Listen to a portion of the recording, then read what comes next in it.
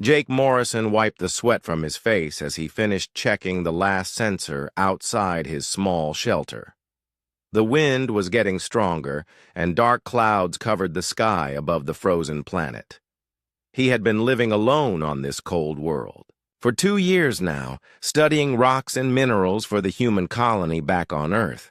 The planet was called Kepler 442b, but Jake just called it the Ice Ball. Most of the world was covered in snow and ice all year long. Only a few places near underground hot springs stayed warm enough for anything to grow. Jake's job was to find valuable metals and crystals hidden in the frozen ground. His shelter was small but strong. It had thick walls made of metal and special materials that kept the heat inside. Solar panels on the roof collected energy during the short days when the sun showed through the clouds. Inside, Jake had everything he needed to survive: food, water, heating systems, and computers to study his rock samples. Today felt different. The wind was howling louder than usual, and the temperature was dropping fast. Jake's weather computer showed a massive storm coming his way. The local alien people called these storms death winds because they were so dangerous. Even with his warm shelter, Jake knew he had to be careful. He hurried inside and locked the heavy door behind him. The shelter shook as strong winds hit the walls. Jake turned on all the heating systems and checked his emergency supplies. He had enough food and water for 2 weeks if needed. The storm might last for days. Outside, the wind sounded like a wild animal screaming. Snow hit the windows so hard it sounded like rocks. Jake could not see anything through the thick white curtain of the blizzard. He had lived through bad storms before, but this one felt worse than any he had seen. Jake sat at his computer and tried to send a message to the main human base, but the storm was blocking all signals. He was completely alone. He made some hot coffee and tried to read a book, but the noise outside made it hard to focus. The whole shelter was shaking like it might fall apart.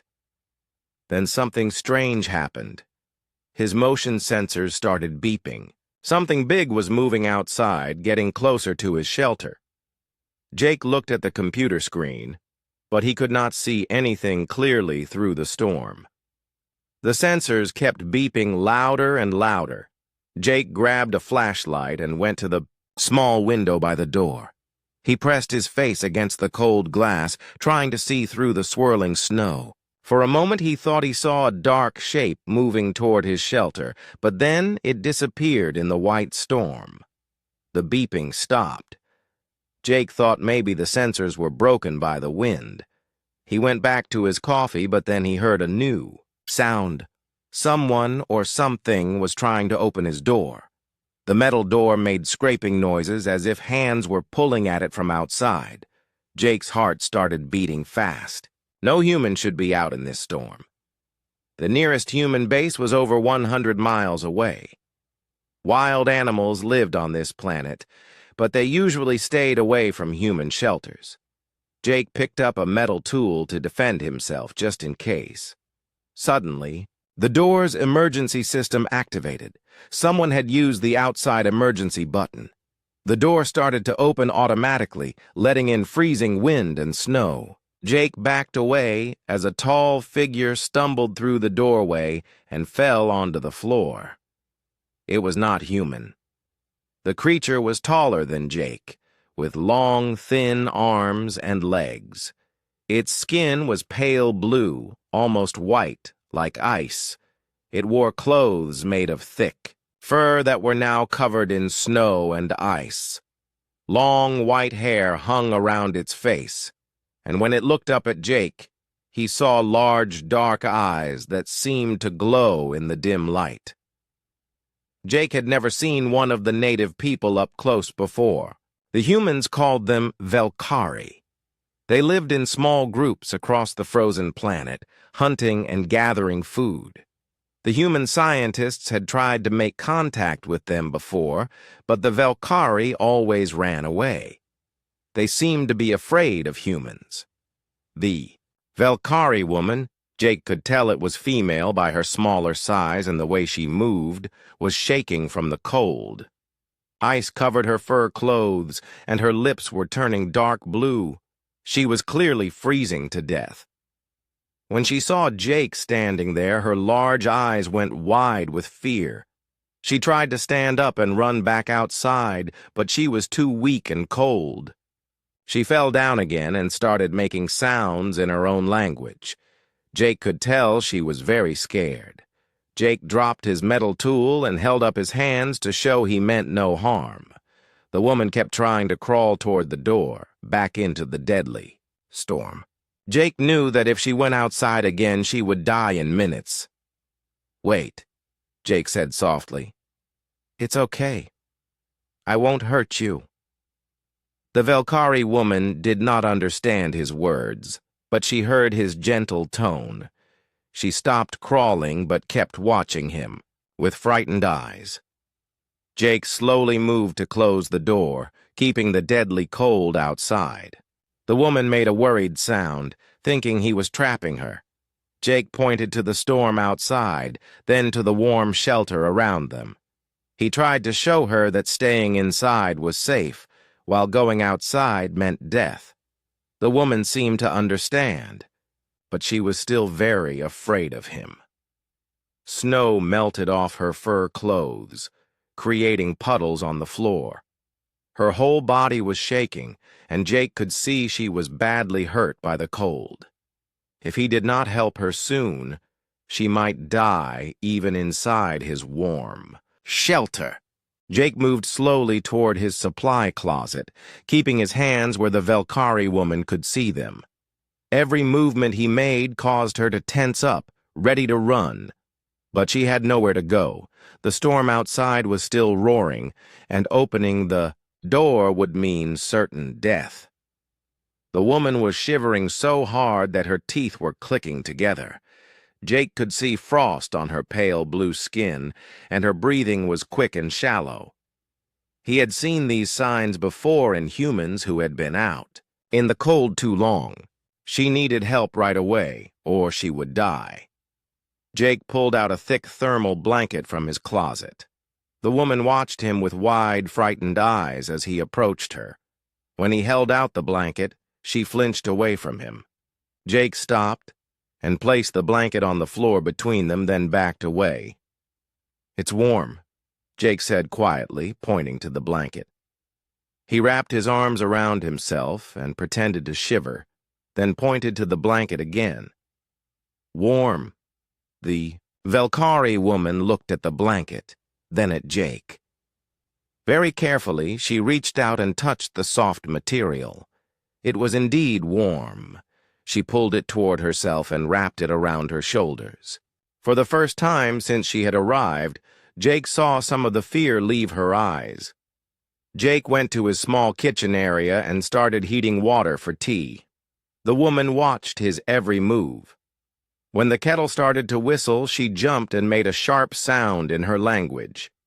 Jake quickly turned off the heat and showed her the kettle, demonstrating that it was just making hot water. He made 2 cups of hot tea and placed one on the floor near the woman, keeping the other for himself. She looked at the steaming cup suspiciously. Jake sipped his tea and made a satisfied sound, trying to show her it was safe to drink. The woman picked up the cup with her long, thin fingers. Her hands were shaking so much that some of the tea spilled. She sniffed the drink, then took a tiny sip. The warm liquid seemed to surprise her, and she quickly drank more. Color started to return to her pale lips. While she drank the tea, Jake got his first good look at this alien person. She was beautiful in a strange way. Her face was longer and thinner than a human face, with high cheekbones and a small nose. Her skin looked smooth and soft, like it had never been touched by harsh sunlight. Her dark eyes were much larger than human eyes, and they seemed to see everything at once. The woman finished her tea and looked around Jake's shelter. She seemed confused by all the human technology. The computers, lights, and heating systems were completely foreign to her. She pointed at a glowing screen and made questioning sounds. Jake realized she was trying to communicate. He pointed to himself and said, "Jake." Then he pointed to her and tilted his head, asking for her name. The woman looked confused for a moment, then seemed to understand. She pointed to herself and said something that sounded like, "Zara." Her voice was musical, like singing. "Zara," Jake repeated, and she nodded. It was their first real communication. Jake went to his computer and activated the Universal Translator program. It was designed to learn new languages by listening to speech patterns. The device made soft beeping sounds as it tried to understand Zara's language. Zara was startled by the computer sounds and backed away. Jake showed her that the device was harmless by speaking into it himself. When his English words came out, in broken Velkari language, Zara's eyes went very wide.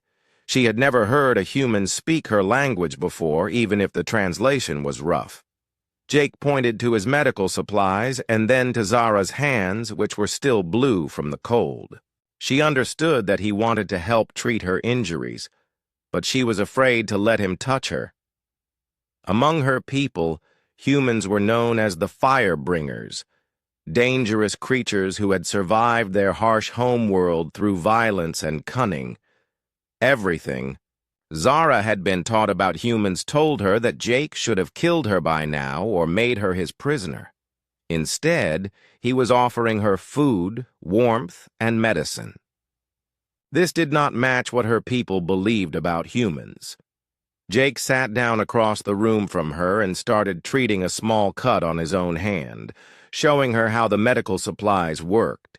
He cleaned the wound and put a bandage on it, making exaggerated expressions to show that it felt better. Zara watched carefully. When Jake offered her the medical supplies, she very slowly held out her damaged hands. Jake moved toward her inch by inch, giving her time to pull away if she wanted. 2. When he was close enough, he gently took her hands and began cleaning the frostbite damage. Her skin was incredibly cold, but Jake could feel it warming up under his touch. Zara made soft sounds of pain as he treated her injuries, but she did not try to pull away. Jake worked carefully, explaining what he was doing even though she could not fully understand his words. When he finished bandaging her hands, Zara looked at them in wonder. The medicine was already making the pain go away. She looked at Jake, with confusion in her large eyes. This gentle human was nothing like the monsters her people described. The storm outside was getting worse. The wind was so strong that it made the walls of the shelter shake. Jake checked his weather instruments and saw that the storm would last for at least 3 more days. He and Zara would be trapped together until it passed. Jake set up a sleeping area for Zara on the other side of the room, using extra blankets and pillows to make it comfortable. He showed her where the bathroom was and how to use the human facilities. Zara was amazed by running water and electric lights. As night fell, Jake dimmed the lights and got ready for sleep. Zara sat on her makeshift bed, still wrapped in the thermal blanket. She was warm and safe, but Jake could see that she was still afraid. She did not trust him completely yet. Jake lay down on his own bed and turned his back to Zara, showing her that he had no plans to attack her during the night. He listened to her quiet breathing and the howling wind outside. Tomorrow they would have to find ways to communicate better and learn to live together until the storm passed. In her own language, Zara whispered something that the translator could not understand. Jake thought it might have been a prayer or a message to her people, telling them she was still alive. He hoped that when this storm was over, she would remember his kindness and maybe help both their peoples understand each other better. Jake woke up to the sound of alarms beeping loudly. Red warning lights were flashing on his computer screens. Something was wrong with the shelter's power system. The storm had been hitting them for 2 days now, and it was causing serious damage. Zara was already awake, sitting up and looking scared by all the noise and flashing lights. Jake quickly went to his computer to check what was happening. The main power line that connected to his solar panels had been damaged by the wind. His backup batteries were running low, and the heating system was starting to fail. "This is bad," Jake said to himself, but Zara seemed to understand his worried tone. She came over and looked at the computer screen, trying to understand the human symbols and numbers. Jake pointed to the temperature reading on the screen. It showed that the inside of the shelter was getting colder. Then he pointed to the heating system and shook his head to show it was broken. Zara's eyes went wide as she realized they were both in danger. The shelter was built to keep humans warm, but without power, it would become as cold as the outside world in just a few hours. Jake had some emergency heating supplies, but they would not last long in this kind of storm. Jake put on his heavy winter coat and prepared to go outside to check the damage. Zara grabbed his arm and shook her head strongly. She pointed to the door and then made a cutting motion across her throat, showing that going outside meant death. "I have to fix it," Jake said, pointing to the broken power system. "Or we both die." Zara seemed to understand the situation. She thought for a moment, then started speaking rapidly in her own language. The universal translator was getting better at understanding her words, but it still made many mistakes. "Underground. Hot. Water flows," the translator said in broken English. Zara was trying to tell him something important. Zara went to Jake's geological maps and pointed to an area near his shelter. She made gestures with her hands, showing water flowing and steam rising. Jake looked at the map more carefully. According to his readings, there were natural hot springs in the underground caves nearby. "You know about the thermal vents?" Jake asked, pointing to the map. Zara nodded and started explaining something in her language.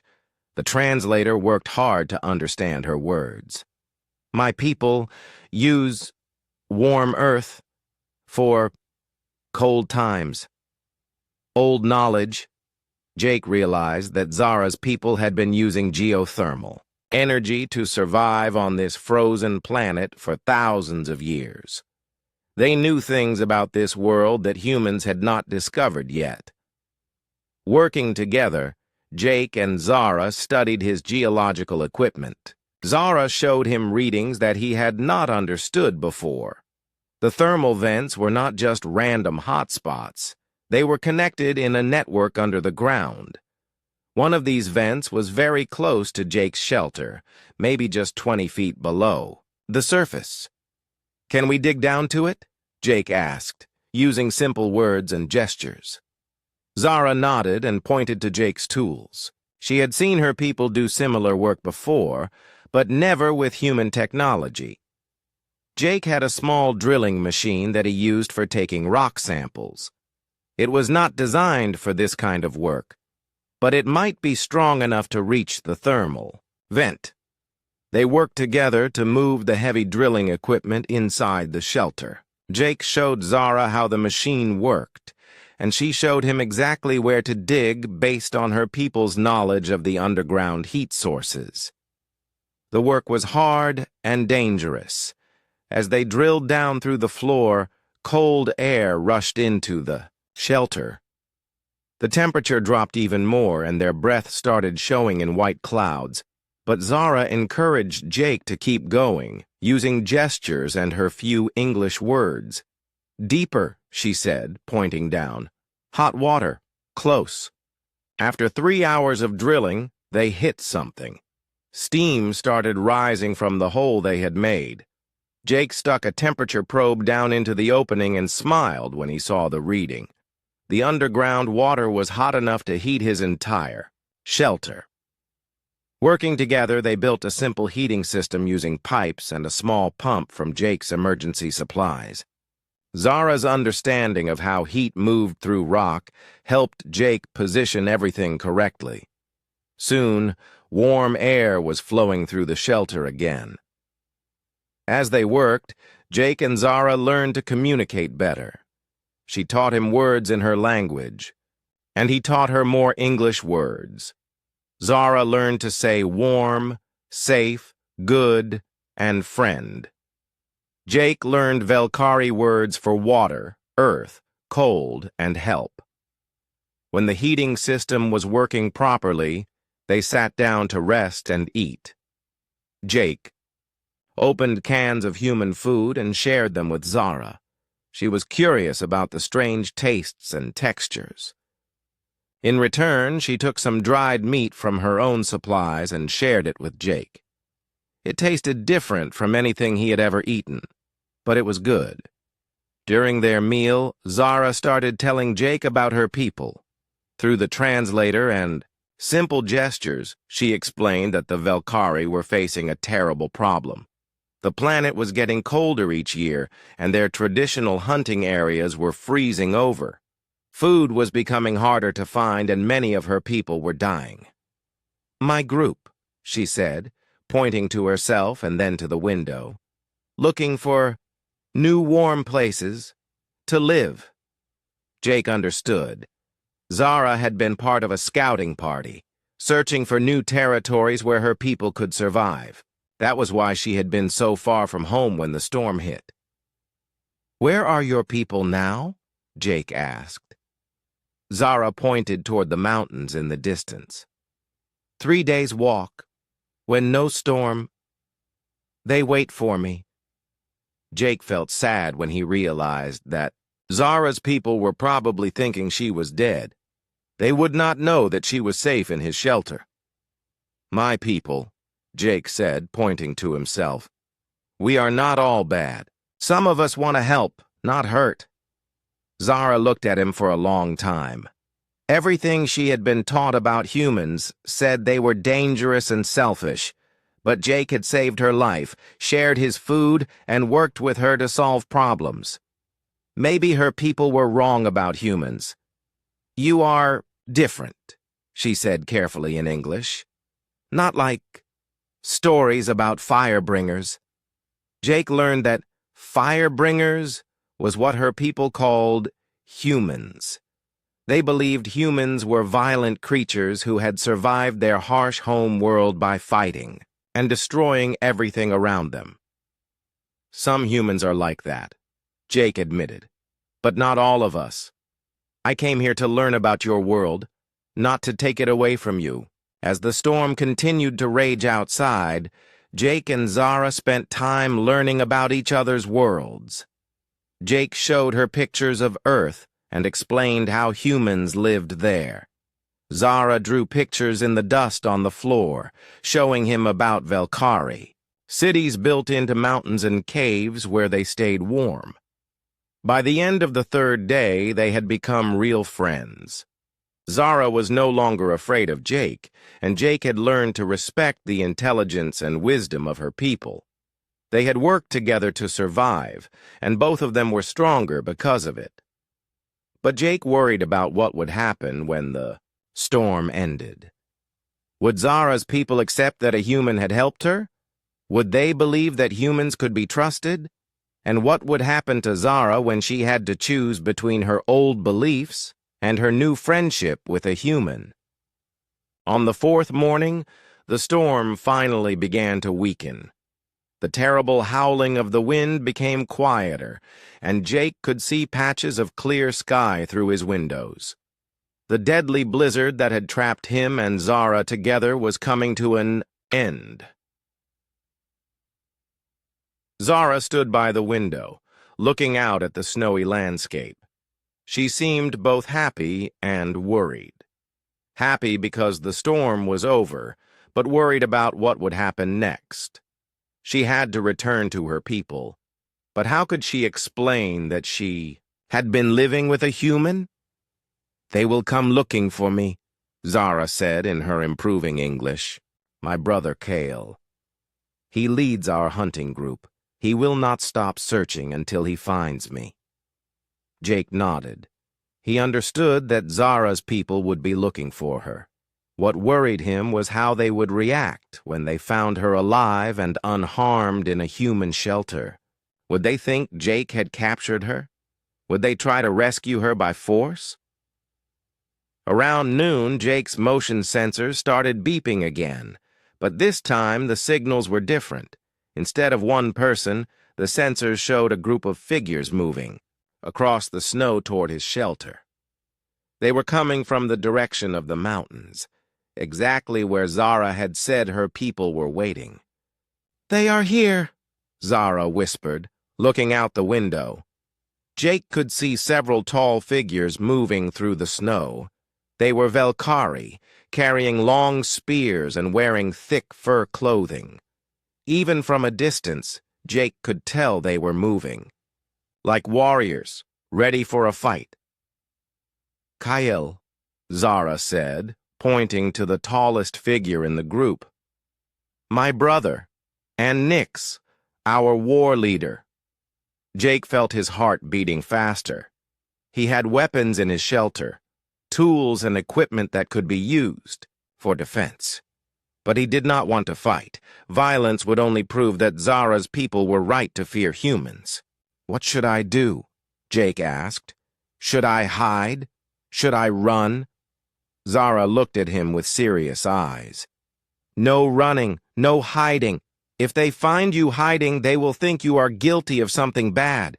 We must meet them together and tell them the truth." Jake trusted Zara, but he was scared.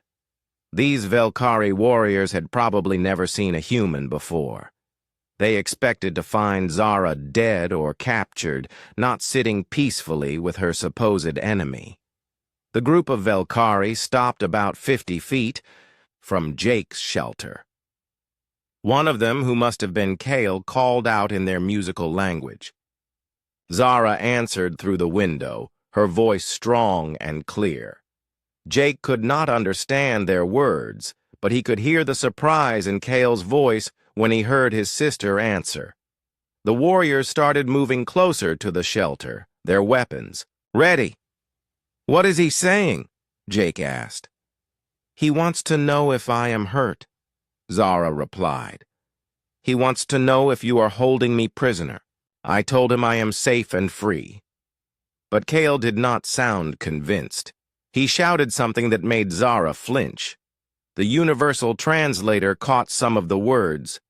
"Firebringer, dangerous, trick, death." "He thinks you are lying to trick him," Zara explained.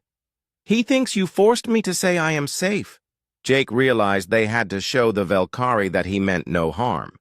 Slowly, he opened the door of his shelter and stepped outside with his hands raised high above his head. He was not carrying any weapons. The effect was immediate. The Velkari warriors raised their spears and moved into a fighting formation. Jake had never seen anything like them up close. They were tall and graceful, moving across the snow like dancers, but their faces were hard with anger and fear. Kale was the largest of the group, with scars on his face that showed he had fought many battles. The one Zara had called Nix was older, with white hair and eyes that seemed to see everything. Both of them looked at Jake like he was the most dangerous thing they had ever seen. Zara came out of the shelter and stood between Jake and her people. She started speaking rapidly in Velkari, gesturing toward Jake and then toward the shelter. Jake could tell she was trying to explain what had happened during the storm, but her people did not want to listen. Kale interrupted her, speaking angrily and pointing his spear at Jake. Nix was watching everything carefully, trying to understand the situation. "He says you must have put magic on me," Zara told Jake quietly. "He says humans use tricks to control minds," Jake thought quickly.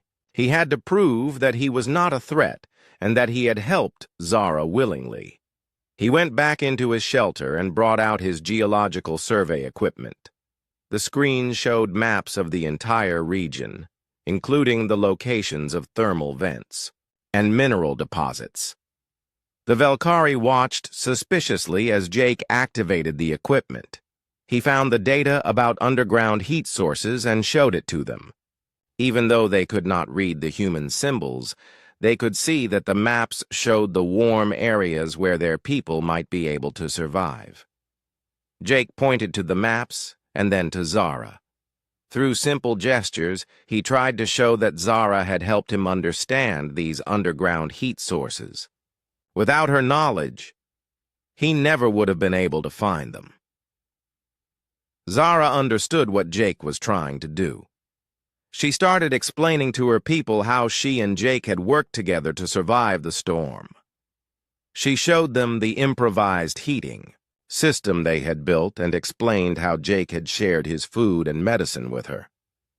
Nick stepped forward and examined the heating system.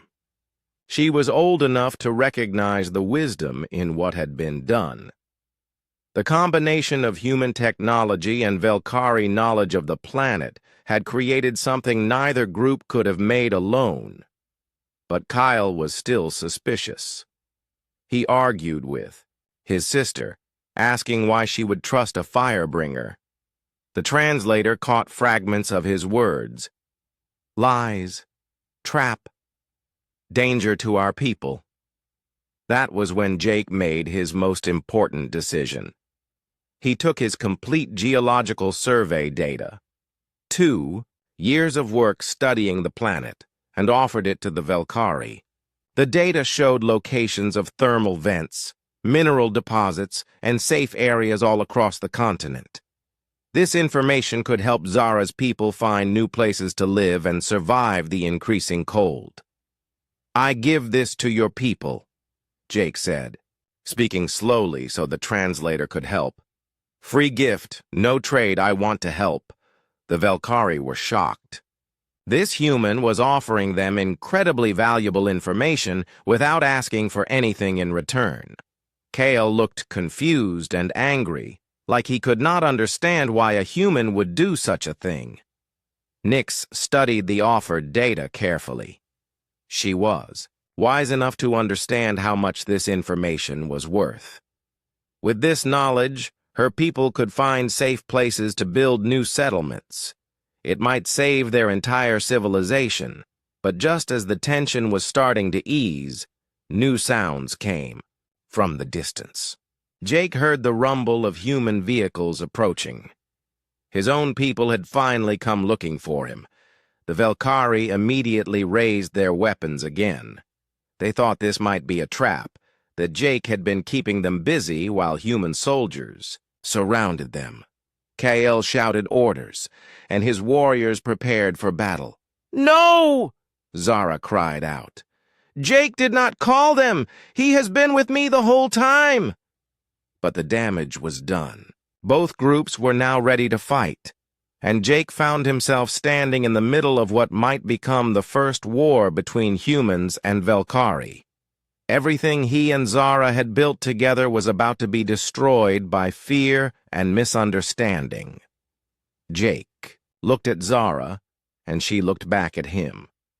They both knew that the next few minutes would decide the fate of both their peoples. Would there be war? Or could they somehow find a way to make peace between two species who had never learned to trust each other? 3 human vehicles came over the snowy hill, moving fast toward Jake's shelter. Jake could see the blue and white colors of the human rescue service painted on their sides. They had finally come looking for him after his communication systems went silent during the storm.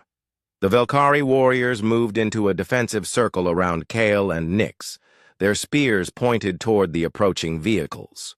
The humans in the vehicles could see the alien figures and were probably calling for backup. This was exactly the kind of situation that could start a war between two species who knew nothing about each other. I have to stop this, Jake said to Zara. Both sides are scared. Scared people do stupid things. Zara nodded. She was thinking the same thing. We must speak for both our peoples. Show them that we can be friends.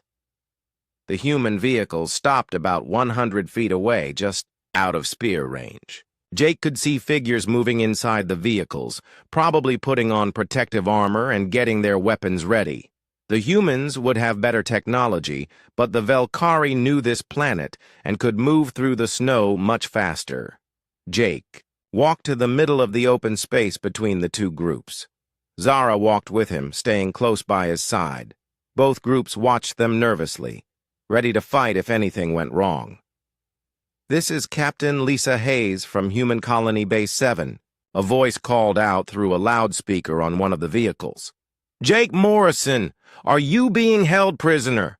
Are you in immediate danger?" Jake looked toward the vehicles and raised his voice. "I'm fine, Captain Hayes. These people saved my life during the storm. They are not hostile. Please tell your people to keep their weapons down." Inside the lead vehicle, Captain Hayes was talking to her team. Jake could not hear what they were saying, but he hoped they would listen to him. Hayes was a good officer who cared more about keeping people safe than about following military rules. On the other side, Kale was arguing with Nix in rapid Velkari. Jake did not need a translator to understand that Kale wanted to attack before. The humans could use their advanced weapons, but Nix was holding him back, watching Jake and Zara carefully. "Kale thinks this is a trap," Zara whispered to Jake. "He thinks your people planned this meeting to capture us." "Can you convince him it's not a trap?" Jake asked. Zara thought for a moment, then called out to her brother in their own language. She spoke for several minutes, gesturing toward Jake and the shelter, explaining everything that had happened during the storm. Jake heard his name mentioned several times, and words that the translator told him meant trust, help, and friend. From the human vehicles, two figures stepped out.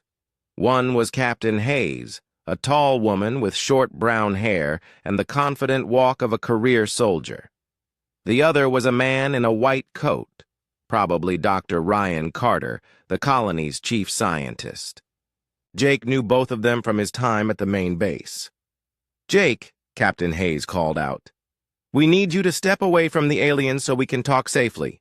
"No," Jake replied firmly. "We talk here, together. These people are not our enemies." Dr. Carter stepped forward, his eyes wide with excitement. "Jake, do you realize what this is? First contact with an intelligent alien species? This is the most important moment in human history." Jake smiled at the doctor's enthusiasm, but he also saw how the Velkari warriors tensed up when Carter moved closer.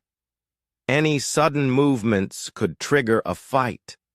"Dr. Carter," Jake said carefully, "I want you to meet my friend Zara. She is a scientist, like you. But she studies this planet instead of distant stars." Zara stepped forward and spoke in careful English.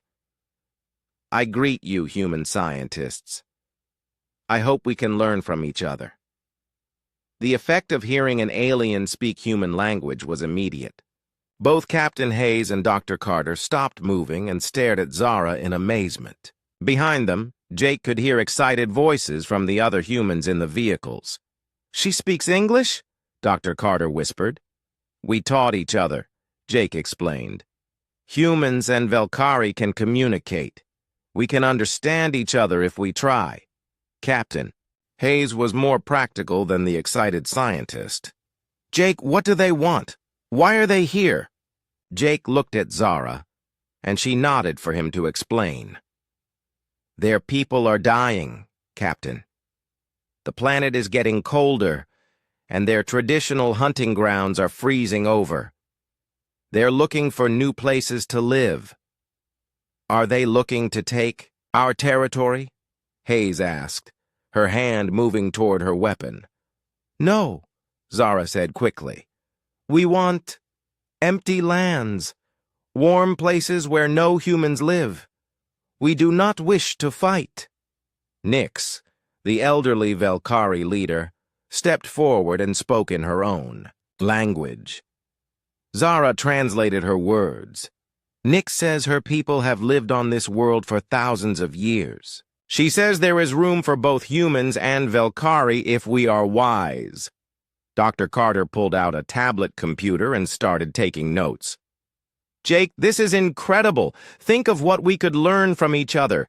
They know this planet better than we do, and we have technology that could help them survive the climate changes. That gave Jake an idea. He turned to address both groups. I have information that both our peoples need, he called out loudly. During the storm, Zara and I worked together. I learned that the Velkari know where the warm underground areas are located, and I have maps that show these areas across the entire continent. Jake activated his portable geological scanner and projected a holographic map into the air between the two groups. Both humans and Velkari moved closer to see the display. These red areas are geothermal vents, Jake explained. Places where underground heat comes close to the surface, perfect for building settlements that stay warm even during the worst storms. The map showed dozens of these warm areas scattered across the continent. Most of them were in regions where no humans had built colonies yet. Nick studied the map carefully, recognizing many of the locations. She spoke to Kyle in their own language, pointing to areas that matched places her people had used in the past. This is remarkable, Dr. Carter said, studying the map. We've been looking for good locations to expand our colonies. These thermal areas would be perfect. There are enough warm places for both our peoples, Zara said. Humans can have some, Velkari can have others. We do not need to fight. Captain Hayes looked skeptical. How do we know we can trust them? How do we know? This isn't some kind of trick? Jake walked over to Kale, the Velkari warrior who had been most suspicious of humans. The tall alien looked down at Jake with hard eyes, his hand still gripping his spear. Kyle, Jake said, speaking slowly so the translator could help. Your sister saved my life by sharing her knowledge. I want to save her people by sharing mine. Jake offered his geological scanner to Kale. The device contained 2 years of research data, everything Jake had learned about the planet's mineral resources and thermal areas. I give this to your people, Jake said. Free gift. Use it to find safe places for the Velkari to live. Kale looked at the offered device, then at his sister. Zara spoke to him quietly in their own language. Finally, Kale took the scanner and examined it carefully. Nix approached Captain Hayes. The elderly Velkari leader spoke in her musical language, and Zara translated. Nix says she wants to make a formal agreement between our peoples. She offers knowledge of this world in exchange for human help with technology and medicine. Dr. Carter was practically jumping with excitement. Captain, think about what we could accomplish together. They know how to survive on this planet better than we do. We could learn so much from each other. Captain Hayes thought for a long moment. Jake could see her military training fighting with her common sense. Finally, she made her decision. Dr. Carter, she said, you're authorized to begin formal first contact protocols. Jake, you'll serve as our primary liaison with the Velkari people. We'll establish a joint research station to study cooperative settlement opportunities. Kyle and Nix spoke together in rapid Velkari. Then Nix nodded to Captain Hayes. My people agree, Zara translated. We will try this new thing. Cooperation instead of fear. 6 months later, Jake stood on a hill overlooking the first joint human Velkari settlement. The town was built around a geothermal vent that provided heat for both species. Human technology powered the buildings and equipment, while Velkari knowledge of the planet had helped choose the perfect location and design. Zara stood beside him, now wearing a mixture of human and Velkhari clothing. She had become the official ambassador between the two peoples, teaching humans about Velkhari culture while helping her own people understand human technology. "Do you think it will work?" Jake asked, watching human and Velkhari children playing together in the snow. "Look at them," Zara said, pointing to the children. "They do not see enemies. They see friends who happen to look different." Below them, human engineers worked alongside Velkhari builders to construct new homes. Dr. Carter was teaching a group of young Velkhari how to use human medical equipment, while Nix showed human farmers how to grow food in the planet's harsh soil. Jake smiled as he watched Captain Hayes trying to learn Velkhari combat techniques from Kale. The former enemies had become sparring partners, each respecting the other's skills. "The universe is a big, cold place," Jake said. "But it's a little warmer when different peoples work together instead of fighting each other." Zara nodded and took his hand. "My people have a saying. The storm that destroys one tree makes the forest stronger. Perhaps our two peoples needed to face the storm together to be